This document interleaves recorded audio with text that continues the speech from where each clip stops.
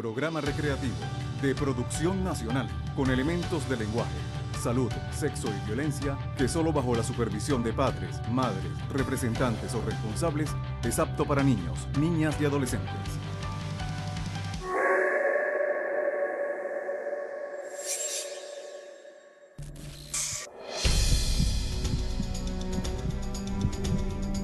Sabrás lo que es un paseo millonario. Es la angustia de muchas familias. Mi hermano dice que él prefirió no ver nada, que él prefirió mantenerse todo el tiempo cabeza abajo. Él decía, si yo sé dónde están y ellos saben que yo sé, me van a matar. Un secuestro deja marcas imborrables en la memoria de la víctima. Me sometieron y me metieron en el vehículo. Me ruletearon por varios cajeros automáticos y luego, bueno, subimos a la cota 1000. Me decían a cada rato pues que no hiciera nada, que no hablara, que bajara la cabeza, que, bueno, evidentemente que si intentaba hacer algo me iban a matar.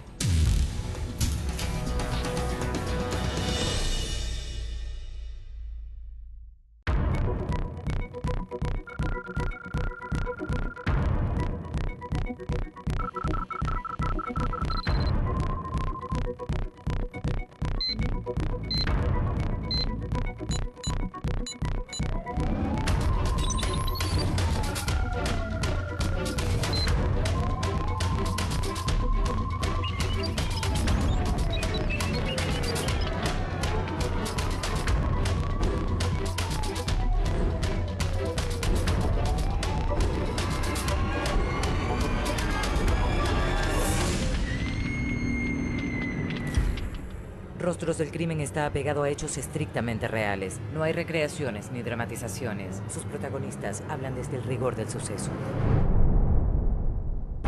El paseo millonario atenta contra la tranquilidad de los venezolanos.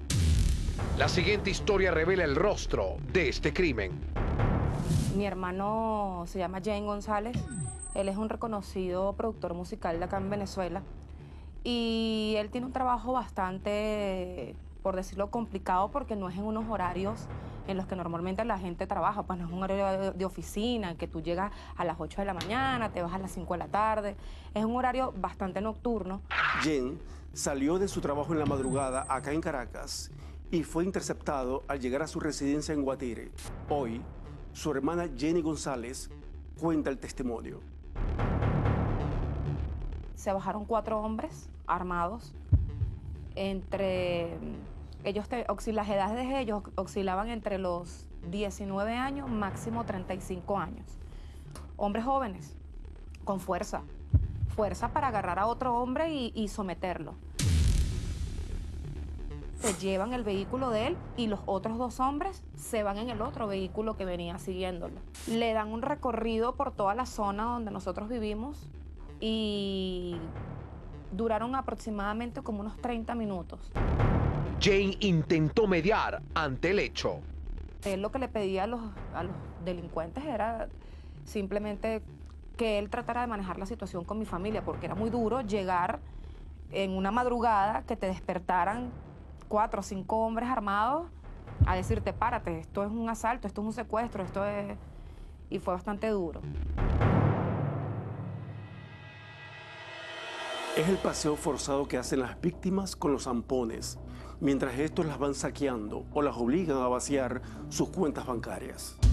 En ocasiones, ese paseo termina en la casa del secuestrado. Levantaron a mi mamá, levantaron a mi papá, nadie entendía qué sucedía porque obviamente hombres armados estaban encapuchados. Eran hombres que tenían capuchas, no se dejaban ver el rostro.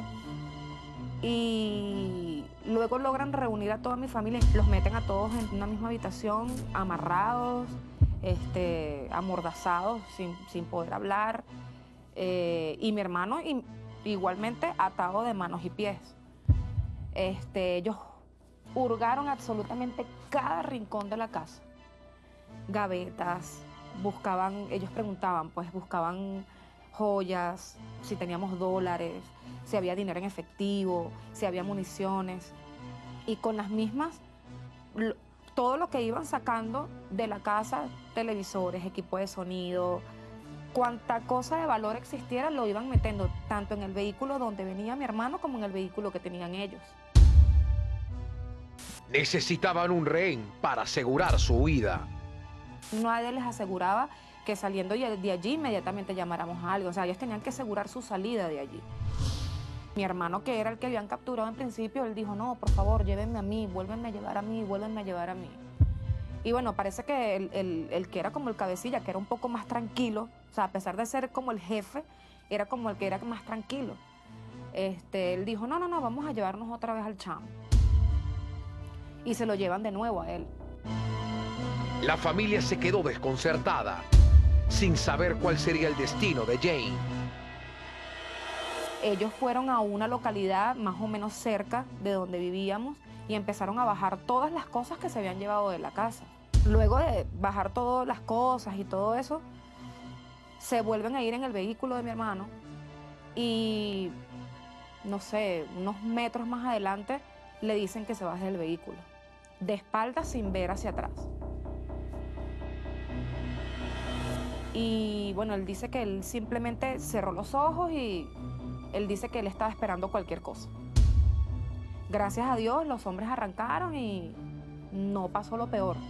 La fe por ver nuevamente a su familia fue su motor y lo condujo así a un módulo policial.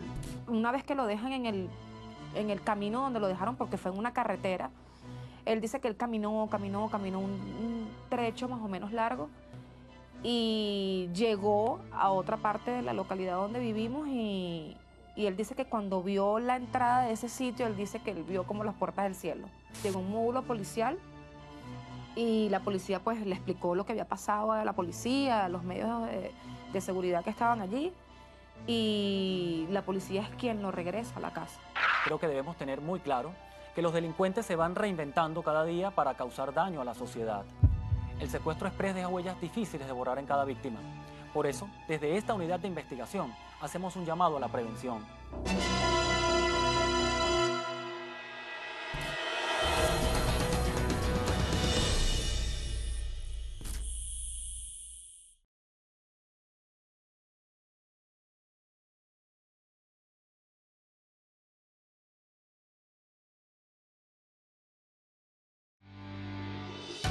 Estás viendo Rostros del Crimen.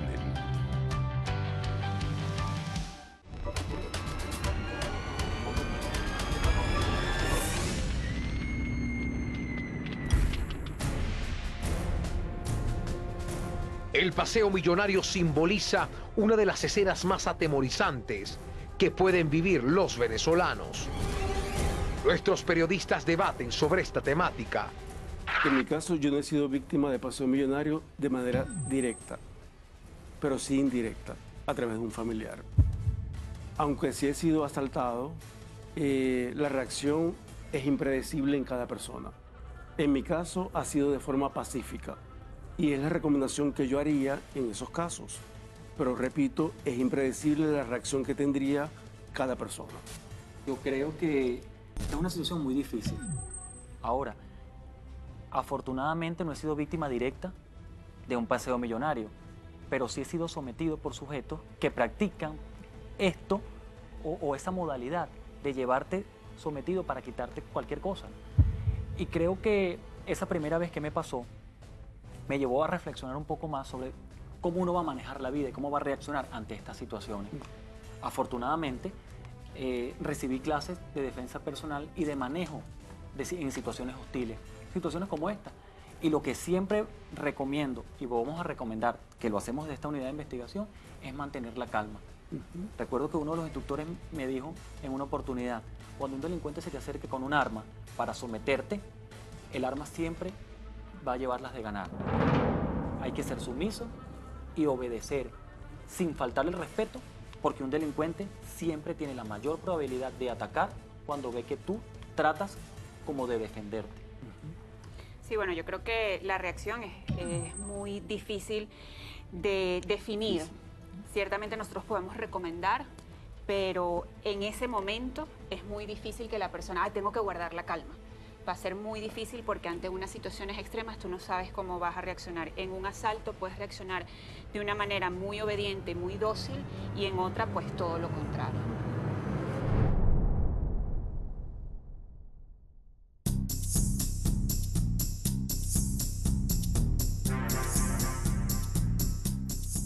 Mario Mármol y Franca Caterina serán los especialistas de nuestro programa de hoy.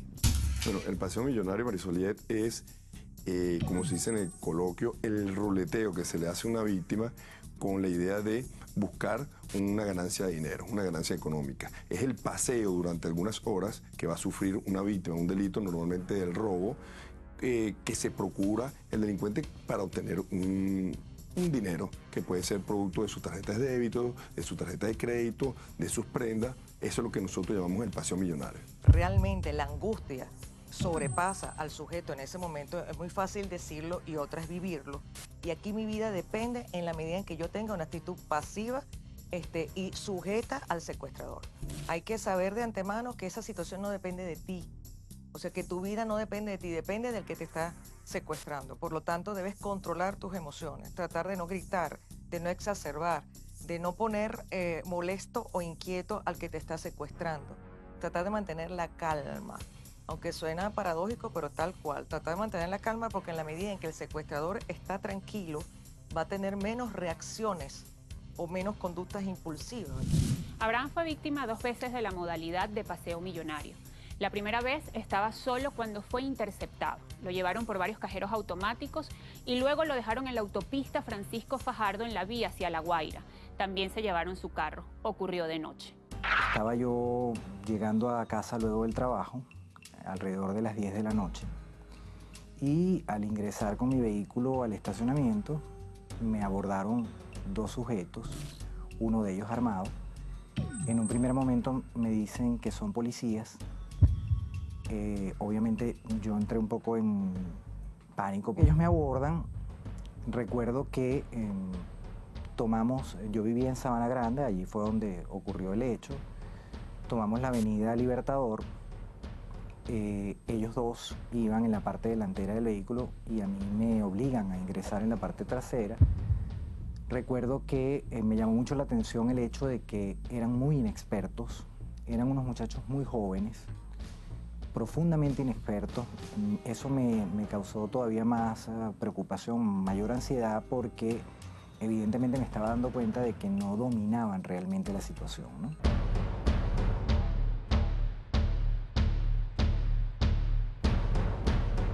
Abraham mantuvo la calma y con ella a que lograra ser libre. Yo traté un poco en la medida de lo posible de hacerles ver que yo no tenía ninguna intención de perjudicar su accionar, ¿no? El secuestro millonario, yo no diría que es un delito de oportunidad. Yo diría que el secuestro, el paseo millonario, mejor dicho, va conexo con otro tipo de delito. Y te pongo un ejemplo, Marisol. Normalmente los delincuentes, cuando son interrogados, ellos ¿qué manifiestan cuando son capturados por policía? Dicen, no, nosotros planificamos un robo al vehículo. Lo que pasa es que en el desarrollo del delito quisimos tener más ganancia. Entonces ahí es donde ruletean a la víctima, la hacen sacar de plata de un cajero, después a otro, después agotan los límites de la tarjeta de crédito. Me dicen, entrégame la tarjeta de débito, yo se la entrego. Me piden la clave de la tarjeta y me dicen, si la clave falla, te vamos a quebrar. Obviamente, pues, en una situación de ese tipo, lo más lógico es que uno simplemente diga la clave que es. Curiosamente, quizás por la hora, o el cajero simplemente no tenía efectivo, o simplemente estaba desactivado, porque ya eran cercanas las 11 de la noche. Lo dejaron en libertad, en medio de la nada. Me dicen, bájate del vehículo, no voltees, y bueno, evidentemente, pues yo, como dije antes, pues seguí todas las indicaciones. Salté incluso la defensa que había allí y tomé hacia el monte, que la verdad estaba bastante alto, y como pude corrí y en algún momento decidí agacharme y sentí cuando el vehículo arrancó. La segunda vez fue interceptado cuando dejaba en su casa a su novia de entonces. Se los llevaron a los 2. Aunque ya tenía experiencia, esta segunda vez fue mucho más neurálgica. Llegamos a a su residencia y, bueno, un poco por ingenuidad, nos quedamos unos minutos de más en la calle frente al edificio en el que ella vivía. De pronto observo por el retrovisor que hay un vehículo que se está estacionando detrás de mí e inmediatamente veo las personas que se están bajando y obviamente lo único que alcancé a decirle a ella es: nos van a robar. Efectivamente se bajaron dos, uno se quedó al volante, vinieron hasta el carro de nosotros, nos bajaron, nos llevaron al otro vehículo, que era un vehículo de 2 puertas, y nos colocaron en la parte trasera del vehículo. Luego de llevarlos a varios cajeros automáticos, los dejaron en la autopista regional del centro a la altura de Tazón y también se llevaron el carro.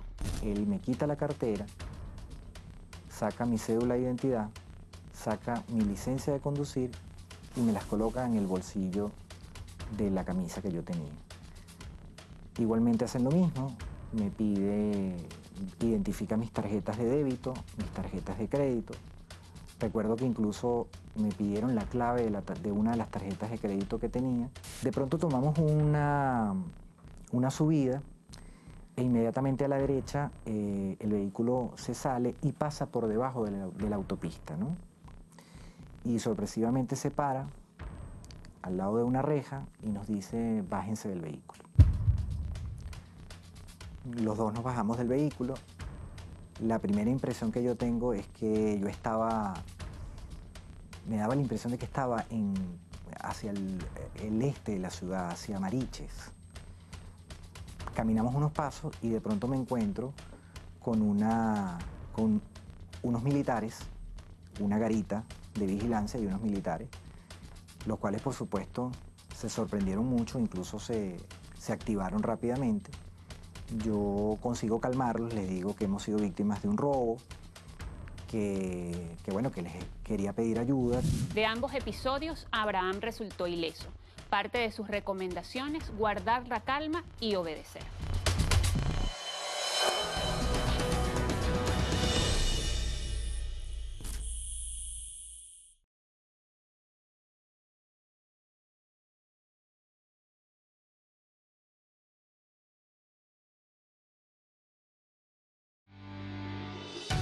Estás viendo Rostros del Crimen.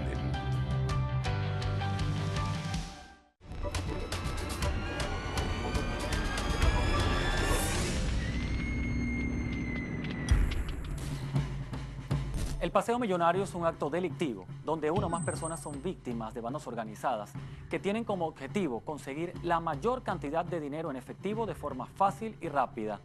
Es sencillamente un secuestro express donde actúan entre 4 y 6 delincuentes en horas de la noche preferiblemente, que someten a personas y se las llevan en vehículos por distintos sectores de la ciudad, todo con la finalidad de pasearlos por cajeros electrónicos y obligarlos a sacar la mayor cantidad de dinero en efectivo que tengan en sus cuentas bancarias. El periodista Néstor Luis Llavanero nos recuerda cuáles figuras públicas han sido víctimas de paseos millonarios. Recuerdo la historia de Terry Watson, un agente de la DEA quien, a pesar de haber peleado contra los talibanes, perdió su vida en Colombia, donde al salir de un restaurante en Bogotá en 2013 fue víctima de un paseo millonario. Este triste episodio fue luego llevado al cine en 2017 con el título El caso Watson. En 2013, el humorista venezolano Laureano Márquez fue víctima de un paseo millonario. Márquez conducía su vehículo en la urbanización San Luis del municipio Baruta, en el sureste de Caracas. Laureano cuenta la historia policial, fue ruleteado por la ciudad y tras su liberación agradeció las muestras de apoyo en las redes sociales. La Beba Roja sufrió un paseo millonario en 2004 en el sector El Valle, donde justamente está la fortaleza militar más importante del país. La actriz fue interceptada en su camioneta mientras esperaba a su hermana que bajara del apartamento de sus padres. Beba no fue reconocida por sus captores, quienes luego la trasladan a Charallave y allí la liberan.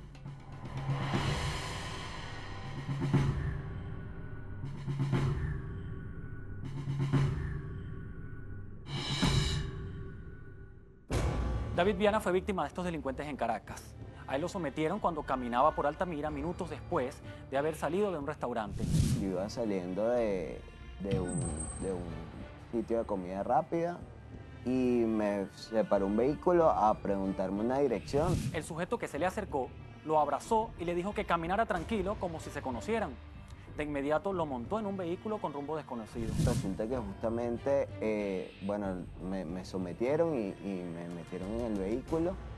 Me ruletearon por varios cajeros automáticos y luego, bueno, subimos a la Cota 1000, me quitaron el reloj, teléfono y me dejaron al final de la Cota 1000 por donde está la Varal, como a las 12 de la noche más o menos. Es algo que no le deseo a nadie, ¿no? Primero el nivel de violencia, no solo física, sino también psicológica, el decir que te van a matar, y bueno, tú de verdad no te imaginas exactamente qué puede pasar, qué pueden hacer. Es normal que la persona pase dentro de un proceso donde la psique trate de readaptarse a su medio nuevamente.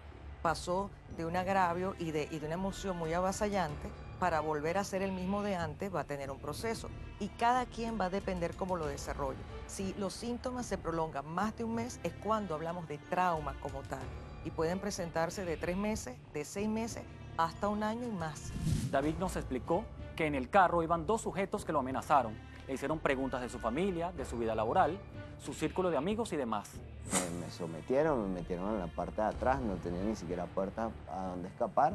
Mientras que manejaba uno, el otro iba apuntándome y bueno, y ejerciendo todo el tema ahí de presión. Lo requisaron para verificar todas sus pertenencias y luego lo llevaron por varios cajeros electrónicos. Me acompañaron, se acababa el límite de lo que daba esa tarjeta. Luego fuimos a otro, allí con 3 cuentas y luego subimos a la Cota 1000. Todo pasó ahí en el ámbito entre Los Palos Grandes, Altamira. Tiempo después de vaciarle todas las cuentas bancarias, lo golpearon, le robaron todas sus pertenencias y lo liberaron en la avenida Varal, cerca de la Cota 1000. Yo no sabía qué hacer, estaba bastante bloqueado. De hecho, bajé toda la Varal caminando por la mitad hasta que conseguí unos policías que de hecho lo que me dijeron fue: oye, yo lo que te recomiendo es que agarres un taxi y te vayas a tu casa porque acá no vas a resolver nada. Y en efecto fue así, y luego al día siguiente, bueno, fue al 6CPC y bueno, nunca dieron ni con el teléfono ni con tampoco las personas que hicieron eso, ¿no? La verdad es que, bueno, yo reportándoles el tema a 10, 15 minutos de haber pasado, pudieron haber radiado el vehículo, ver si estaba en algún lugar, no sé, intentar hacer algún esfuerzo, más allá de decirme, oye, agarra un taxi y vete a tu casa, ¿no? Bueno, la verdad, corrí con la suerte de conseguir un buen taxista y le pedí el teléfono y pude contactar a mi familia para que me esperara para pagar el taxi y todo ese tipo de cosas. Así como a él, los delincuentes que se dedican a este delito someten a muchas personas cada día. Nosotros siempre sugerimos que la víctima tiene que tratar de bajar el nivel de estrés que tiene el delincuente. El delincuente en los primeros minutos viene cargado de mucho estrés, de mucha carga, de mucha ira hacia la víctima. Esos primeros 5 minutos son fundamentales para que la víctima se conserve tranquila, acceda a las peticiones del delincuente, no reaccione violentamente en defensa hacia los delincuentes, no caiga en una resistencia pasiva, que es no quererle darle unas medallas, no querer un anillo porque ese se regaló el esposo, no. Siempre acceda a la petición entendiendo que está en riesgo su vida, que el delito que está ocurriendo no es algo que usted está viendo en una película de Hollywood. No, usted va a perder la vida si usted no hace caso o hace caso omiso de las instrucciones que le da el delincuente. Entonces, ceda, permanezca tranquila. El delincuente, si va por el paseo millonario, él va a entender que eso tiene un límite de tiempo y tiene un límite de una capacidad. Cuando él ve agotada ese límite de tiempo, él sencillamente va a liberar a la persona, a la víctima. Hay que exigirle a las autoridades respuesta, pero la mejor manera siempre será denunciando.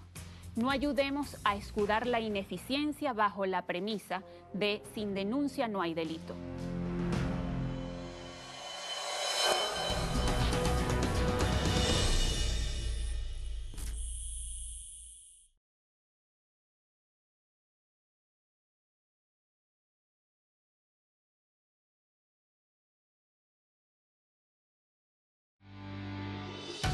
Estás viendo Rostros del Crimen.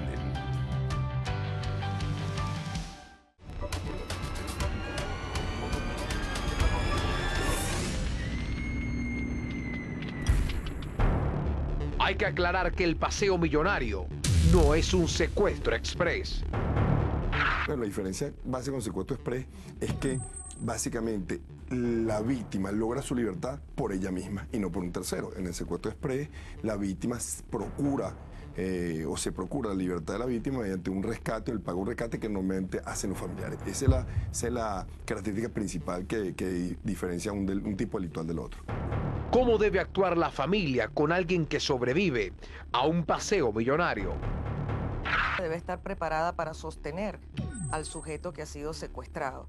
Es importante llevar al sujeto a que acepte las emociones, la lluvia de emociones que le van a venir, miedo, culpa, rabia, vergüenza, y tratar de enseñarle la razón por qué los está sintiendo, no tenerle miedo a tenerlo, que se sienta contenido, escuchado empáticamente y ayudarlo a armar las piezas de lo que pasó.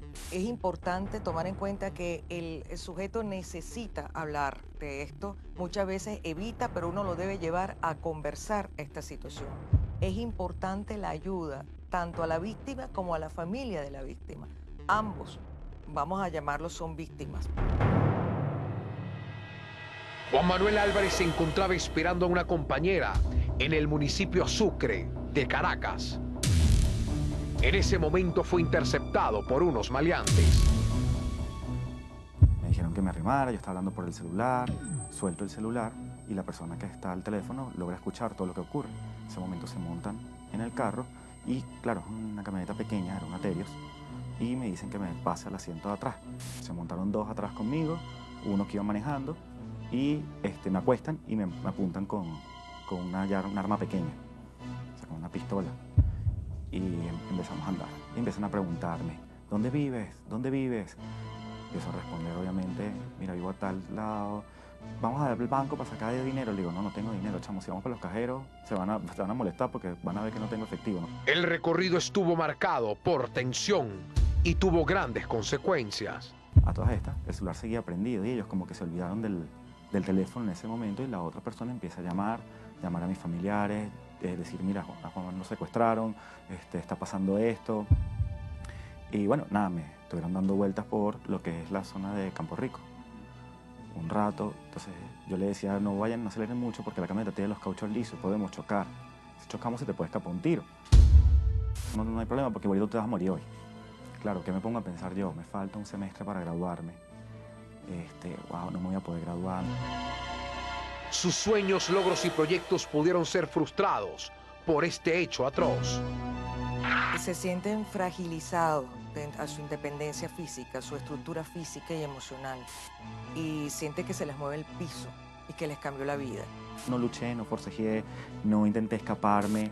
De hecho, en varias oportunidades yo decía, vamos a bajarlo aquí. Entonces después venía un carro y me volvían a jalar para no me dejaban bajar del vehículo. Porque yo, como que de verdad, o sea, lo que querían era deshacerse de mí. Su vida pudo haber quedado al borde de un abismo. Por fin se detiene en una zona que estaba sola y el que me está apuntando le dice al otro, bájalo, y cuando se acerca al barranco le metes un pepazo. Claro, dije, ya, bueno, esto fue todo. Ahí fue el único momento donde le pedí que no me matara. El que me secuestró me dijo, lánzate al barranco. Y fue lo que hice. O sea, me deslicé un poco así en el barranco, me quedé ahí y esperé que se fuera. Claro, me habían quitado la camisa y los zapatos. Y bueno, reloj, celular, cartera, el celular había quedado prendido en el carro.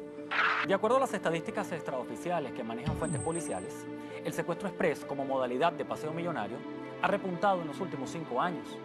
Esto por la facilidad de actuar de los delincuentes y por la obtención de dinero fácil. Como es un delito que casi no se denuncia, solo existe una cifra negra.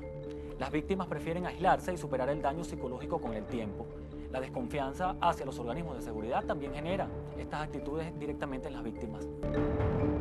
Caminé hasta un edificio y por cosas de Dios o de la suerte, la puerta del edificio estaba abierta y pude ingresar al estacionamiento. Claro, ya estaba sangrando, un poco mareado por la cantidad de sangre que había perdido por el golpe en la cabeza, y toqué varios intercomunicadores y en ese momento los vecinos como que empezaron a preguntar, como fueron varios, les dije, mira, estoy herido, estoy en el estacionamiento, me acaban de secuestrar, pasó esto, y bajaron varios vecinos y bueno, me auxiliaron. La víctima de un paseo millonario se le hará difícil borrar las cicatrices que deja el miedo. Los síntomas son floridos, la persona va a tener o va a querer reexperimentar todo el evento traumático constantemente, a través de emociones, a través de imágenes, lo que llamamos flashback. Recuerdo como que si lo estuviésemos viviendo a cada momento el secuestro. Va a ponerse más irritable, con dificultad para concentrarse, lloroso, muy aprensivo.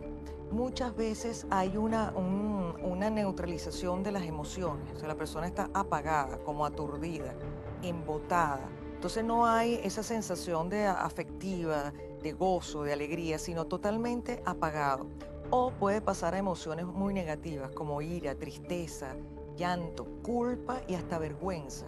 Es que no puedes cambiar tu vida por esto. Sabes que al principio sí, en los primeros días no salí de mi casa, decidí empacar todo para irme del país, dejar los estudios.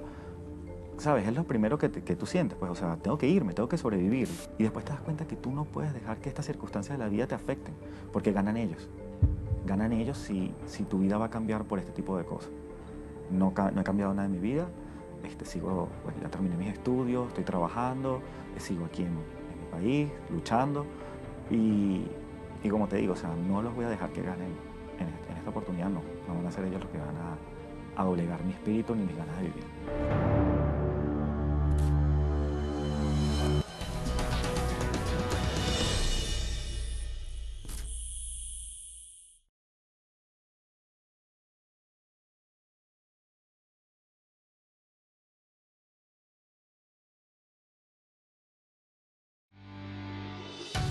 Estás viendo Rostros del Crimen.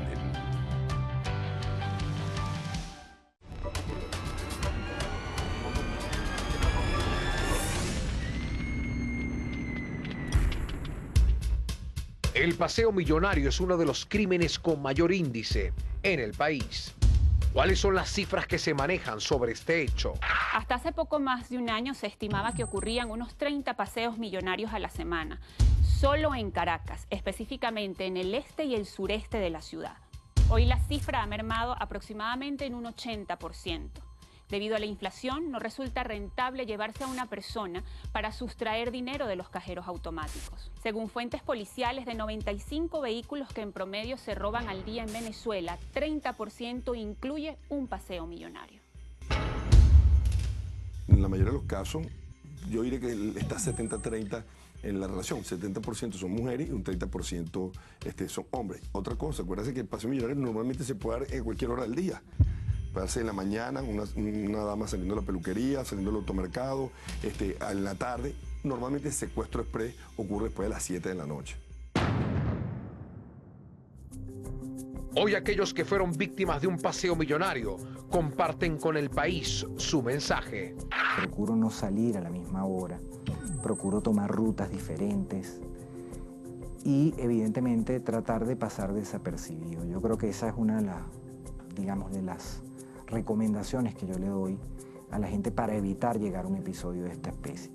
Y si realmente, pues, lamentándolo mucho, por alguna circunstancia tienes que vivir un episodio de ese tipo, pues bueno, trata en la medida de lo posible, como dije antes, de mantener la calma, de no dejarte llevar por las emociones, de tratar de controlar, por lo menos controlarte tú, y de seguir al pie de la letra todas las instrucciones que te están dando.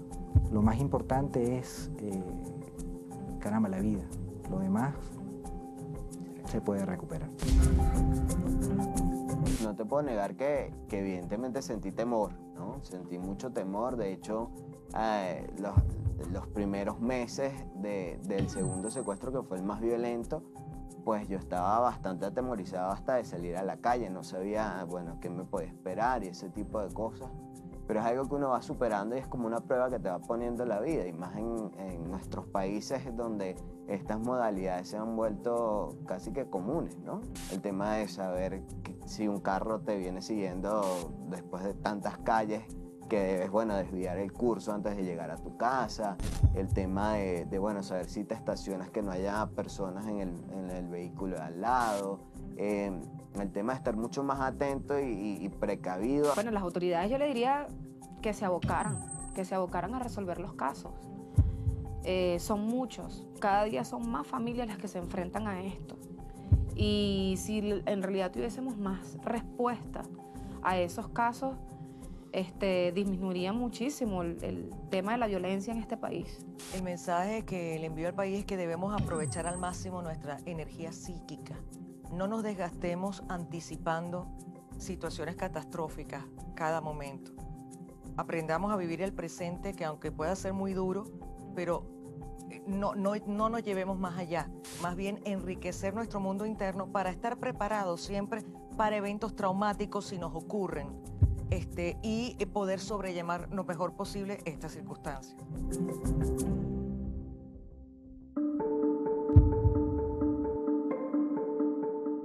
Cada uno de ustedes debe velar por su propia seguridad y la de sus seres queridos, más allá de exigir atención a las autoridades policiales.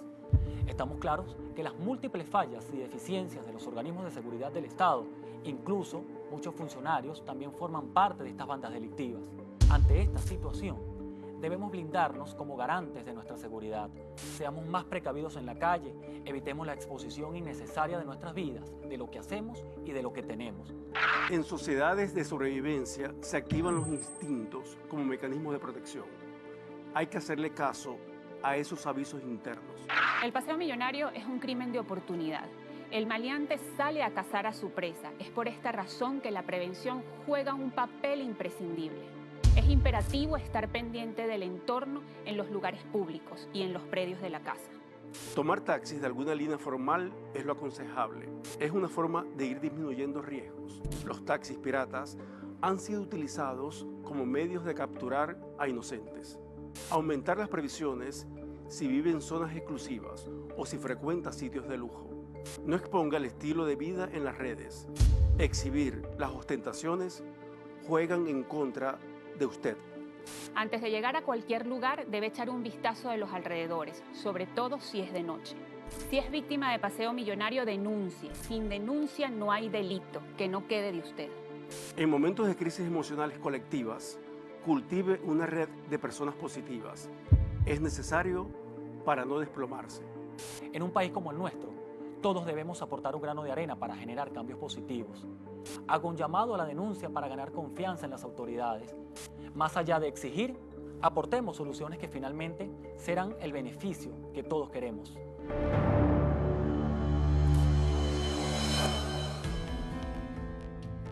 El secuestro express en Venezuela es uno de los delitos más comunes e impunes. Una modalidad que se realiza de forma aleatoria, donde las víctimas en su mayoría son mujeres. Estos delitos son ejecutados por jóvenes que no suelen pasar de los 25 años y cuyo propósito es buscar dinero fácil y rápido. Evite andar solo, no acostumbre estar en lugares solitarios y mucho menos haga públicos sus intereses y movimientos. Procure no ser el pasajero de un paseo millonario. #RostrosDLC es la etiqueta del programa en todas las redes sociales para sus comentarios. Las cuentas de Instagram y Twitter, la misma, @RostrosDLC. Mi cuenta en Twitter es @LuisOlavarrieta en Instagram, Olavarrieta_Luis.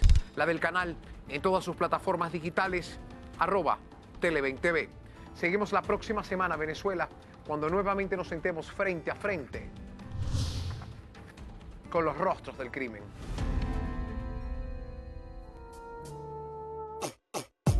Paisajes hermosos donde se sustenta el crimen.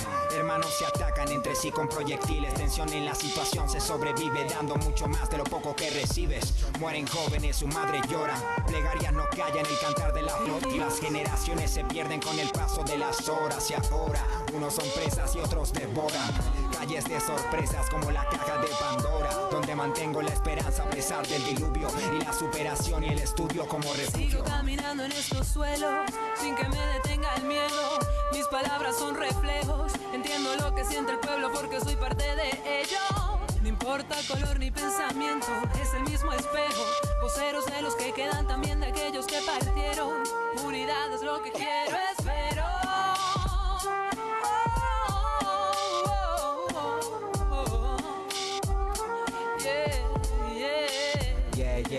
Yeah. Subjetivo quien produce. Proverso. Valeria Áñez.